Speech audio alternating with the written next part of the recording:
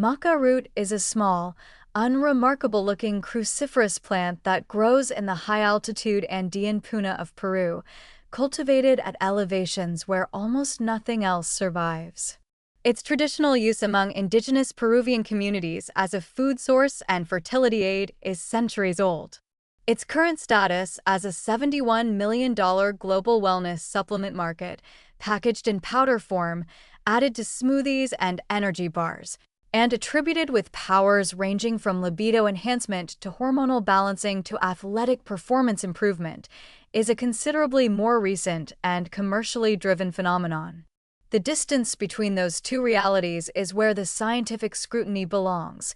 The active compounds in maca are primarily glucosinolates, the same class of compounds found in broccoli and other cruciferous vegetables, alongside unique fatty acid amides called macamides and machenes, which appear to influence neurotransmitter activity.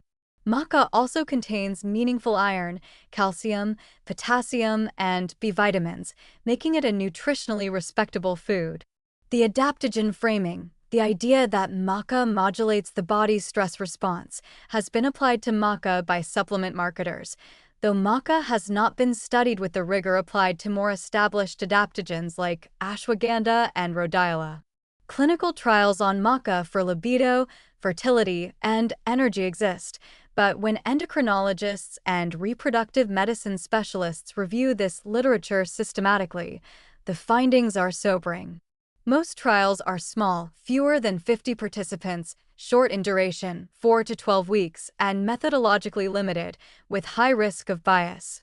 The positive results that exist are often statistically significant but modest in magnitude, and placebo effects in libido and subjective energy trials are substantial and difficult to control for. Whether maca acts through direct hormonal mechanisms is unclear.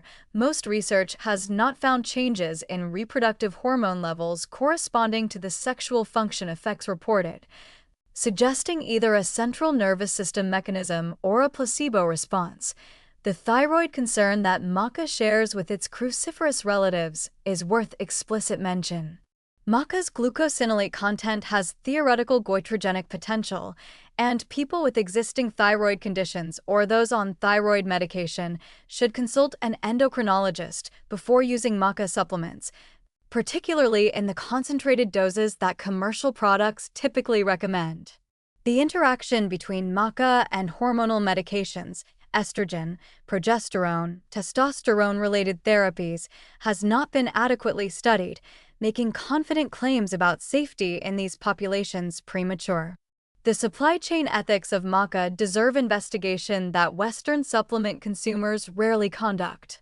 Maca cultivation is concentrated in the Junín Puna of Peru, and while global demand has increased income in some farming communities, large export operations have also disrupted traditional crop rotation practices. Maca requires rotating fields after each harvest and concentrated economic benefit in export intermediaries rather than indigenous farmers.